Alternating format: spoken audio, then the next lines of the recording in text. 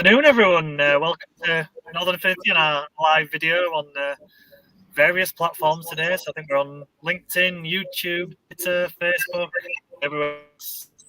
Thank you, everyone who's joined us. I know some people will be watching it on demand as well, but if you are watching live, please feel free to put any questions in the comments box as we go along. But today we're gonna look at so we've got Justin from Choose Purple with us, as you can see on screen, and we're going to look at how you can turn your website into a lead generation machine. I'm sure that's something that we all would like.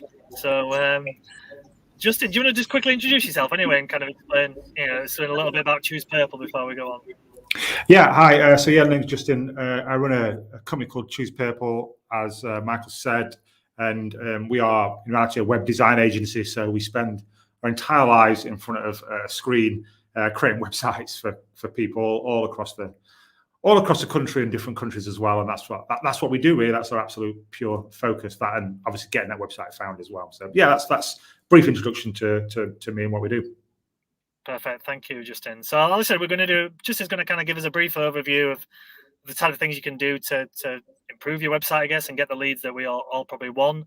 As I mentioned, if you've got any questions or any comments as we go through, please do put them in the comments box. And obviously I can field them and ask them to Justin. Again, as I mentioned, we appreciate that a lot of people quite often watch this kind of on demand, not live. Please, though, if you want to put a question in, do so, and we can answer it afterwards. I'm sure Justin will be happy for me to pass it on to him. So I'll hand it over to you now, Justin. You can get on, and like I said, we'll take questions as we go through. Sure, great. So yeah, we're going to talk about websites, which can be a hotly debated subject. But at the end of the day, 2021, we know now more than ever the importance of being online. But of course, we don't just want to be online. We want to be online and get results from being online. It's okay having a website and it just sat there and looks pretty. I call them Love Island websites. They look pretty, but there's not a lot going on under the bonnet. And we don't want that. You don't want that for your business website, naturally. Apologies to anyone that's big fans of Love Island. No offense meant. But yeah, so we want websites that get results naturally. And to do that, it takes balance. And one of the biggest mistakes that we see, as I say, we do this day in, day out, is with websites, we see a lack of balance. Because a website requires, it's like baking a cake. A cake requires ingredients, and it requires a balance of ingredients. So, I am no baker. I will be honest, I am no baker. But I do know that if you bake a cake and you put maybe all flour in and no other ingredient in, you are not getting a balanced cake. It will come out wrong. And that's what happens with many, many websites. They come out wrong. And the balance is all wrong. And so what I want to talk you through is the 4 main ingredients to a website, and ensuring that when you look at your business website, that it is in balance. So there's not too much of this and there's not too much of that, but it's actually done properly. And one of the many mistakes that we see is often what business owners do, that they put too much of one ingredient based on their personal preference. So it might be that you lean one particular way, but that's not helping you. It's got to be done in balance. And so what I want to do is quickly walk you through these 4 ingredients so you can look at your website and ask, have I got these in balance, or am I leaning in one way too much? And maybe because of your personal preference when it comes to websites. So let's hang around. Let's go with number 1. What's the first ingredient of a website that's going to get you results? And this is going to sound like, of course this is the case, but again, it's about balance, and that's what I want to try and communicate to you today. So the first thing that you've got to have is you've got to have a good professional design, which sounds obvious, but so often what we see is imbalance.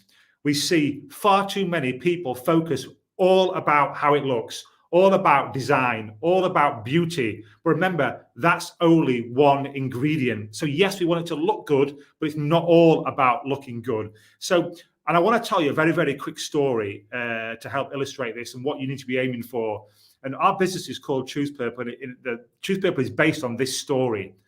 And it's taken from a book called The Purple Cow, which is written by a guy called Seth Godin. And he tells a story at the beginning of the book where he's driving through France with his family, and it's in the countryside, and he comes from America. In America, it's all big buildings, and that's all you see.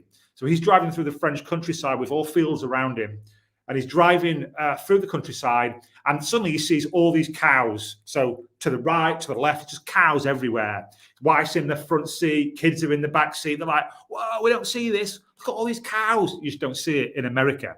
And they're amazed, absolutely amazed by all these cows everywhere. And they keep driving. There's more cows, more cows, more cows. But suddenly they get like a mile or 2 miles down the road, and suddenly what was amazing a mile ago, all these cows, suddenly it's like, well, just more cows, just more cows. But it's then you get to the book, and it's like there's a pause in the book, and Seth says, but imagine if in the middle of all these plain, boring cows, there's one purple cow. That would make you stop and look at that cow.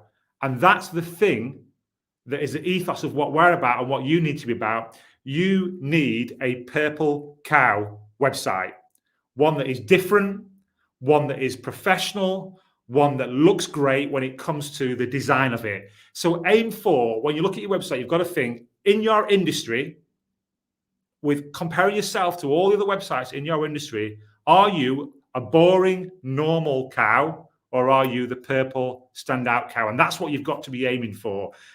So just make sure that your design is professional, that it's clean. In other words, it's not too cluttered, using good quality photos and not naff stock photos, and it's easy to navigate. So make sure your design is done in a way that people can find what they want and find it easily. So the first ingredient is design. You need to aim for that purple cow design. On that point, Justin, about design, I guess, how important then is, do you think, I guess, a brand strategy around that? Because, design and things can look pretty nice and beautiful, but obviously it needs to also reflect what you are trying to achieve. Does that make sense?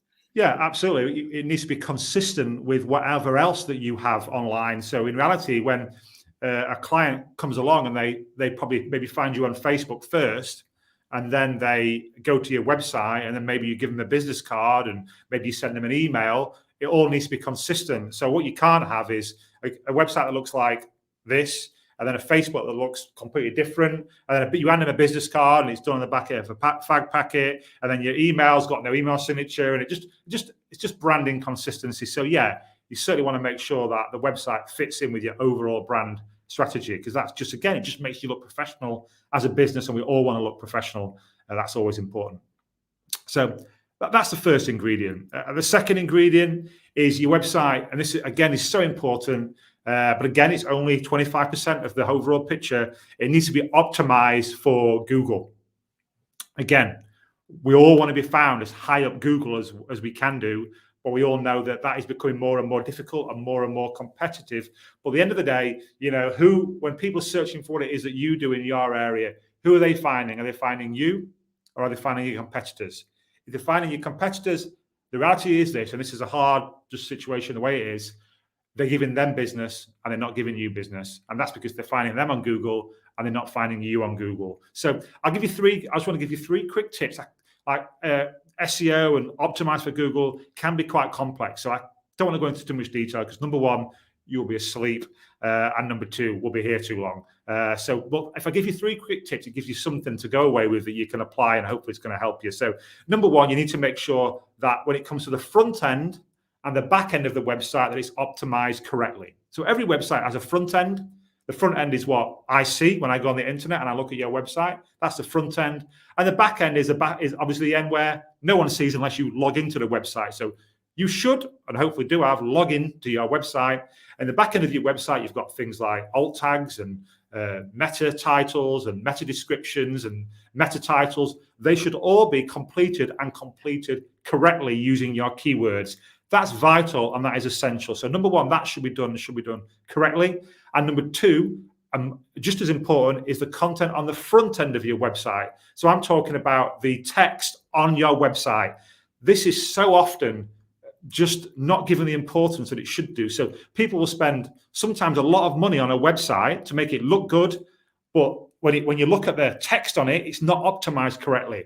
So it must read well, but it also must contain the keywords that you want to be found for, because that's important to Google. So First tip, make sure it's optimized front end and back end. Second thing is to give more importance to Google My Business. So every business should have a Google My Business account. It should be completed correctly. It should be updated regularly. It should be getting reviews, because again, that's going to help you get found on Google above your competitors, especially if you work within a local area. So if you sort of, maybe let's take Leeds for an example, you work within Leeds, want to be found within Leeds, it's massively important that you work on your Google My Business. You get it optimized, you get it completed, you get it updated, and you're getting reviews on it, because that's going to help you.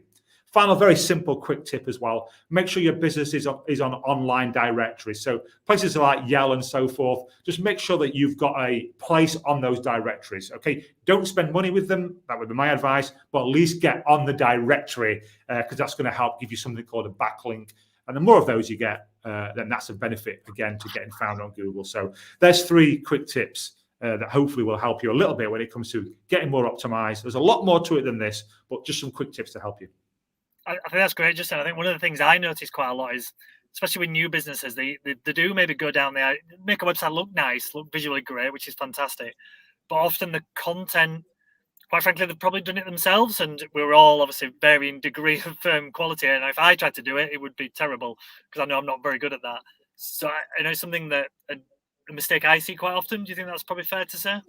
Yeah, I'd say probably. I mean, I'm plucking a figure out of the air, but maybe 80% will write it themselves, because they can write, and most people can to some degree. But it honestly is becoming more and more important to Google that it's done correctly. Because what's happening is Google are crawling your website on a regular basis, and they're looking for those keywords, they're looking for the right stuff. And if they're not finding it, then you're not going to get ranked as high. So just making sure that content is optimized as much as possible. And it is a big thing that we see on a regular basis, Michael, there's no question. Okay, so we've done number 1. Number 2, third thing very quickly is, so we want it to look good, we want it to be optimized for Google, but then we need to make sure the website is set to convert, okay? So in other words, you can drive traffic to your website, but then what have you got to do? You've got to convert that traffic from a visitor to either into an inquiry or a sale. Because again, it's okay, a website looking good, we want that. We want to get traffic to the website, we want that. But if all that traffic does is come on your website and bounce off, then the website's not achieving its potential. So we want to convert that traffic. And one of the key mistakes, again, that we see is, and it's all based around the saying, if you don't ask, you don't get. And the reality is you come on many websites and they're not asking. So come on, looks pretty, it's optimized for Google, but there's no what we call call to actions. So you need to make sure that your website has lots of call to actions. And a call to action is simply ask this question: what do you want people to do when they come on your website? Right, good, you know that. Well, ask them then.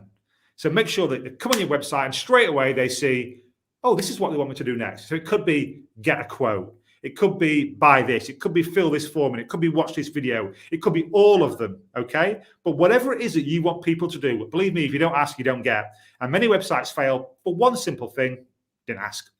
You ask, you've got more chance of getting. So make sure you've got call to actions. Make sure, number 1, that they are clear, but also don't be scared to use them a lot. So you can quite happily come onto a website, and as you come onto it, there could be 3 clear call to actions immediately. And that is not a problem, because some people come on your website and they're already sort of ready to do business with you, and they could just click on get a quote or quick buy this or do that. So don't be scared to use them. So you want call to actions on every page, and you want multiple call to actions as well. So just make sure that when you go on your website, there are clear call to action, there's multiple, and they're on every page. And as far as I'm concerned as well, for most websites, I believe that wherever somebody is on your website, at any point, they should see a clear call to action. If it was up to me, that's what I'd have most websites do. So, because if you don't ask, you don't get. So even things like price, many people are put off by pricing, but I'm a big believer sometimes of putting pricing on your website, because that's either going to attract the right client or detract the clients that basically don't want to pay your prices. So things like that are important, because if you don't ask, you don't get. Just one more final tip on this as well is something called user experience, okay? Google are putting more and more importance on user experience, okay? That means when somebody comes on your website, the user should have a good experience, okay? So they should be able to find what they want quickly. The website shouldn't be too sluggish and things like that. So make sure that, again, when it comes to converting, you're giving people a good user experience. So that if you want a website that generates leads, make sure that you are converting people, or at least giving the opportunity for that conversion. Do you think, Justin, with call to actions, this is kind of leading to a benefit of things like landing pages, because your call to action can be very specific rather than, I guess, the standard one, contact us or inquire here, that type of thing, which is fine. And you obviously need that to an extent on your website. But then if it's to do with landing page from a specific, whether it's a campaign you're holding or an event you got, something like that, that's the real effectiveness of them, would you say?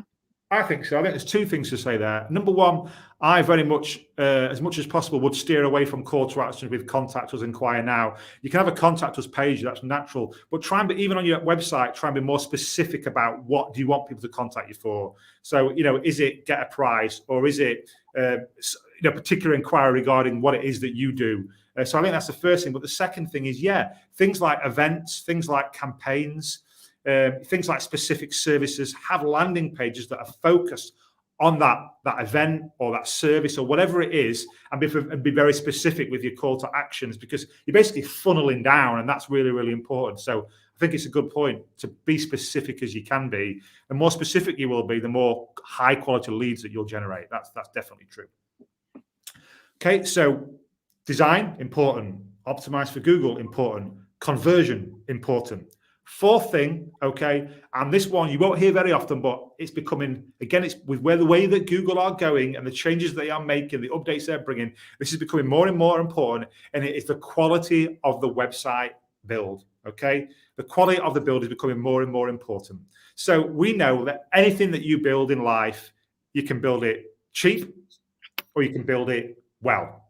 So the house that you live in, you want it to be built well. You don't want the house falling down, or you don't want to, cracks appearing 3 years later, which sometimes happens, or, stuff falling apart. Not that I know anything about building houses, but I do know they can be built well or they can be built cheaply. Same with cars. Anything that's built can be built by cutting corners or done well. And it's the same. And all I can say is it is the same with websites, okay? But if it's not built well, then a few things can happen. And then probably one of the most important ones is the speed of the website. Again, Google are putting more and more importance on your website being quick.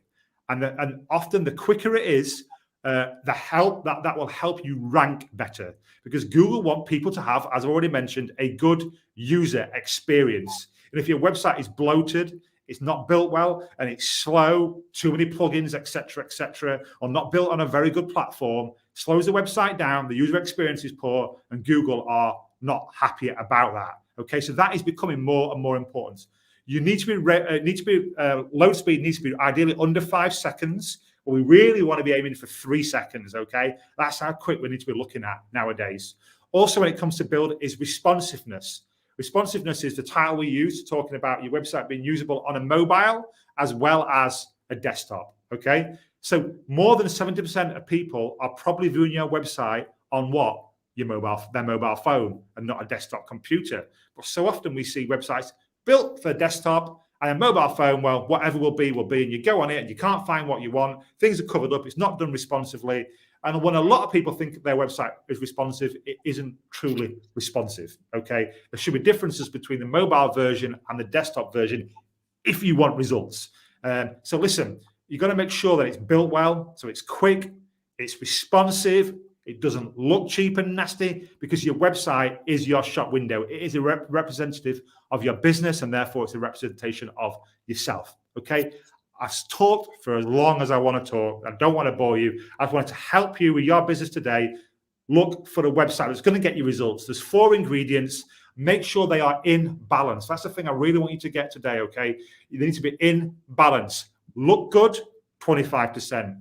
Optimize for Google, 25%. Conversion, 25%, quality build, 25%. You get them right in balance, I guarantee you will have a website that starts to get you results. I hope that's helped you. Brilliant, Justin. I think it's fantastic, and I think it's a great place to start for so many people as well. One question for me, actually, about maybe people who've had a website built 2 years ago, let's use the example. And like probably most people, you spend a lot of time on it to begin with, and things get added on, and there's obviously little things get bolted on. How often?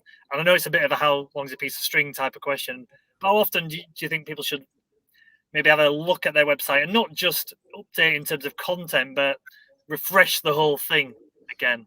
Yeah, I think there's two ways. One is keeping it up to date in terms of fresh content and things like that. And you should do that as often as you can do, and as often time allows. So if you can do it monthly, that'd be great. If you can do it weekly, even better. The more you do it, then the higher you'll appear at Google, and the better your website. A refresh. Listen, I think it's different for different businesses. So, for example, we would try and refresh ours. So, not preaching you do it and we don't, but we try and refresh ours every 2 to 3 years. Some people will refresh every 5 years. Some people refresh every year. I think 5 or 6 years, with the way technology goes, that's how you end up with slow and bloated websites, because technology changes so quickly within the web industry. So I'd say if you can be every 2 to 3 years, then I think you're doing really, really well if you're aiming for that sort of period of time. Perfect. Thanks, Justin. Last question for me really is, if anyone wants to contact you or find out a little bit more about what you guys do, where's the best places to do it? Best place is go online to our website, so choosepurple.co.uk. So have a look at that, and hopefully it's loading for within 3 seconds for you. And then so that's important. And then obviously you can come on we're on social media. I'm on social media, so you can find me on Facebook or LinkedIn, or drop me an email at justin@choosepurple.co.uk. Any of those ways you'll be able to get hold of us. Perfect. And if anyone wants to get hold of Justin, and for whatever reason, I'm sure you will be able to find him. If you can't, come to us at Northern Affinity, and we can pass you straight to Justin as well. So thank you very much, Justin. That's really, really useful. And like I said, if you have watched this on record afterwards, and if you do have any questions, please, feel free to contact us or Justin directly, or whatever it may be, to ask those. I'm sure we're more than happy to answer those. So yeah, and this recording as well, for anyone who is watching it live and maybe wants to watch bits back, we'll be putting it on a YouTube page as well, and on our website as well, to keep the content refreshed. So thank you very much, Justin. I really, really appreciate your time. Thank you, mate.